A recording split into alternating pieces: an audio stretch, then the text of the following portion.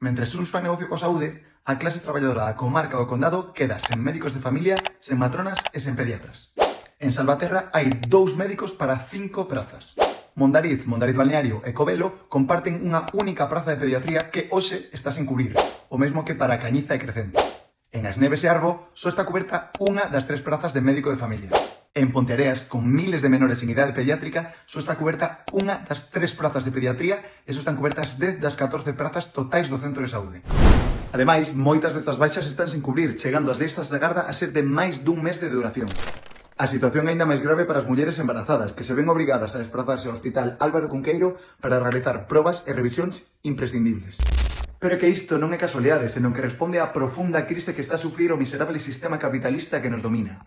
Os grandes empresarios, na súa desesperada busca de novos eidos de mercado, deciden adentrarse incluso en sectores tan básicos como a sanidade, igual que a vivenda, para aumentar os seus beneficios a costa de, literalmente, a vida da clase traballadora.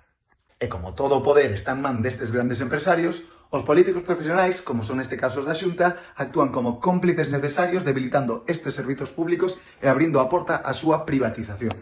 A nosa tarefa é loitar nas rúas e amosar a nosa forza, e para iso necesitamos organizarnos como clase, como fai a plataforma na defensa da sanidade pública do Condado de Paradanza.